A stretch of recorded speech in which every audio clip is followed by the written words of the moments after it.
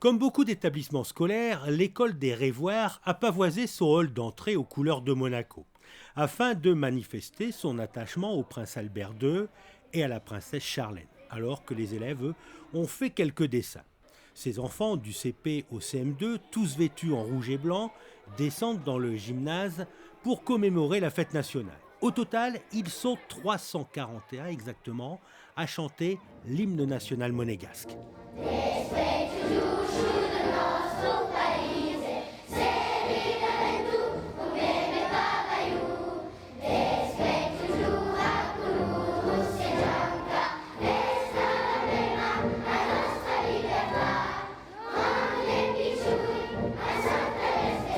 Moi, j'ai ressenti un grand stress parce que déjà, il fallait chanter l'hymne monégasque pour le prince et toute la famille royale et princière.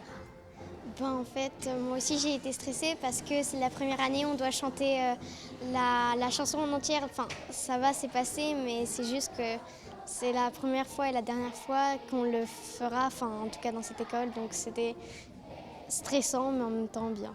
On était très stressés et donc on voulait vraiment danser et chanter pour le prince.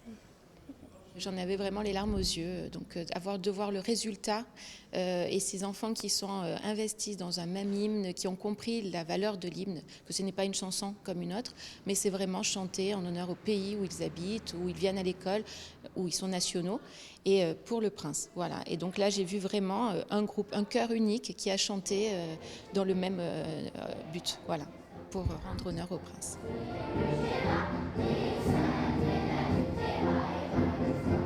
Et malgré le stress qui anime quelques enfants, c'est avec conviction et justesse que les élèves reprennent les paroles de l'hymne national, poussés par un subtil mélange de respect et de fierté.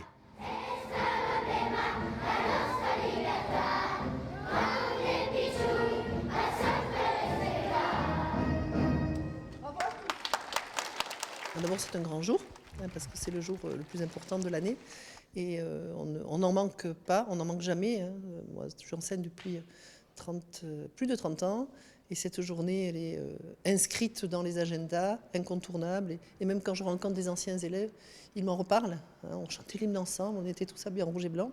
Donc c'est quelque chose qui marque.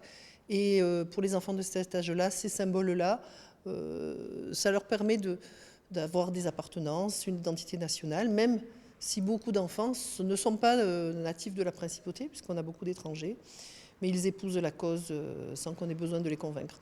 Les élèves vont ensuite entonner une chanson à l'occasion de la Journée internationale des droits de l'enfant, qui sera célébrée le lendemain de la fête nationale monégasque. Léane, Julia, Vanessa et Electra jouent les chorégraphes. Il y a des enfants qui travaillent et qui sont enfants soldats, c'est pas du tout bien. Donc cette chanson, pour moi, elle est faite pour eux et voilà.